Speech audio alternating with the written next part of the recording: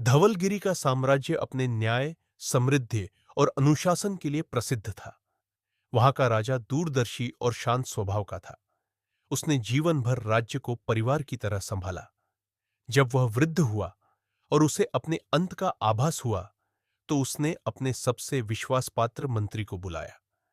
राजा ने मंत्री को 8 चाबियां सौंपी और कहा, मेरे जाने के बाद राज्य की जिम्मेदारी तुम्हारे हाथों में होगी। मेरा पुत्र अभी अनुभवहीन है। जब तक वह स्वयं शासन चलाने योग्य न हो जाए, तुम राज्य संभालना। जब वह सिंहासन पर बैठे, तब उसे 7 चाबियां देना। 8वीं चाबी उसे 5 वर्ष बाद ही देना। मंत्री ने हाथ जोड़कर वचन दिया। कुछ ही समय बाद राजा का देहांत हो गया। राज्य का भार मंत्री ने अपने कंधों पर उठा लिया। उसने राजकुमार की शिक्षा पूरी निष्ठा से करवाई। नीति, विवेक और करुणा उसके चरित्र में बसाई। वर्षों बाद जब राजकुमार सिंहासन पर बैठा, मंत्री ने उसे 7 चाबियां सौंप दी। राजा ने उन चाबियों से 7 तहखाने खुलवाए। हर तहखाने में अपार धन और वैभव था। राजा प्रसन्न हुआ और मंत्री की ईमानदारी की प्रशंसा की। पर दरबार में ईर्ष्या भी पलती है। एक व्यक्ति ने राजा के मन में शंका भर दी कि महल में 8 तहखाने हैं, पर मंत्री ने केवल 7 चाबियां दी है। राजा के मन में अविश्वास जाग उठा। क्रोध में उसने मंत्री से 8वीं चाबी मांगी। मंत्री ने बहुत समझाया कि यह उसके पिता का आदेश था, पर राजा ने बात नहीं मानी। विवश होकर मंत्री ने चाबी सौंप दी। राजा ने 8वां तहखाना खुलवाया। वहां कोई धन नहीं था। दीवार पर बनी एक युवती की आकृति ने राजा के मन को बांध लिया। वह उसी क्षण उसके प्रति आकृष्ट हो गया।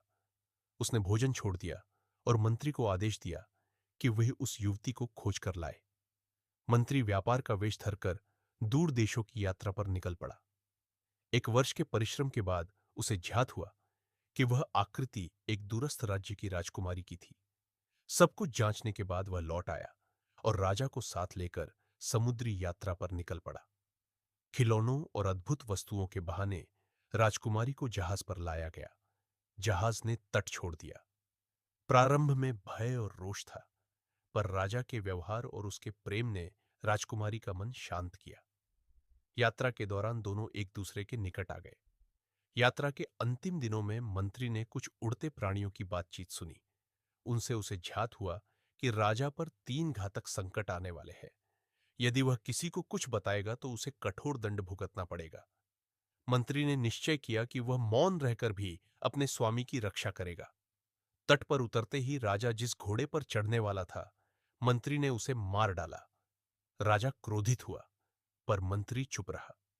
विवाह के समय राजा ने एक स्वर्ण पात्र उठाना चाहा। मंत्री ने उसे फेंक दिया। राजा और भी कुपित हुआ, पर मंत्री ने एक शब्द नहीं कहा। विवाह के पश्चात रात्रि में मंत्री गुप्त रूप से वहां उपस्थित रहा। एक प्राणघातक घटना को उसने स्वयं सहकर टाल दिया। रानी की नींद खुली और उसने राजा को पुकारा। राजा ने मंत्री को वहां देखकर उसे बंदी बना लिया और मृत्युदंड का आदेश दे दिया। अंतिम समय में मंत्री ने सब कुछ बता दिया। हर सत्य के साथ उसका शरीर पत्थर होता गया। अंततः वह पूरी तरह जड़ हो गया। राजा का हृदय टूट गया। उसने मंत्री की मूर्ति को सम्मान सहित सुरक्षित रखवाया। वर्षों बाद राजा के यहां पुत्र हुआ। एक दिन राजा ने फिर वही उड़ते प्राणी देखे। उनसे उसे ज्ञात हुआ कि यदि वह अपने पुत्र का बलिदान दे तो मंत्री पुनः जीवित हो सकता है। राजा ने अत्यंत कठिन निर्णय लिया और ऐसा किया। मंत्री जीवित हुआ और ईश्वर से प्रार्थना की। उसकी प्रार्थना स्वीकार हुई और बालक भी जीवित हो उठा। इसके बाद धवलगिरी के साम्राज्य में शांति और समृद्धि बनी रही। राजा ने जीवन भर यह स्मरण रखा कि सच्ची निष्ठा शब्दों से नहीं, बल्कि मौन त्याग से पहचानी जाती है। आज भी धवलगिरी में कहा जाता है, जिस राजा के पास ऐसा मंत्री हो, उसके राज्य का विनाश कभी नहीं होता।